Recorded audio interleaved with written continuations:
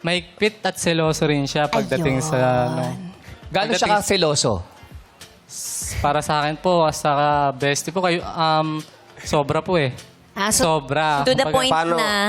konting ano lang po, konting may narinig lang siya or hindi nagustuhan na nakita niya sa'yo, nagsiselos na agad siya. Ganun. Narinig yun kahit hindi niya nakita.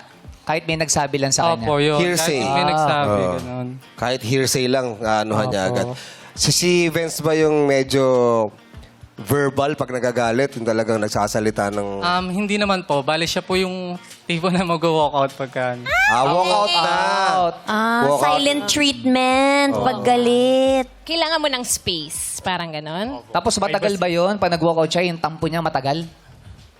Opo, maabot ng ilang araw din. Minsan weeks pag hindi kayo nagkita talaga. Ganun. Ay, Kahit sinusuyo na siya, hindi pa rin siya... Hindi naman po. Siguro pag kinausap na siya yun, nagiging ano naman siya. Kailangan po kasi siya yung una. Siya yung susuyuin. Opo, ganun. gusto mo ikaw yung sinusuyo. Oo.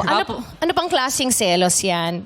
May dinedemand ba siya? Kunwari, kailangan alam ko yung mga account mo, makikita ko kung sino nagla-like, ganyan. Opo. Yun po, yung isa pa niyang ano na kailangan yung social media account mo is alam niya. Kasi... Yung alin? Ano yung social media account po, Facebook. Password? Password po. ba? Alam ba? Password? Password? Yes po. Tama na yan. Naku, nagre-recommend ng people. Oo. Uso pa ba yun? gusto niya hinahalungkat yung mga kung sinong para nagdi-DM. para walang tinatago. Alam yung password. Bakit ba?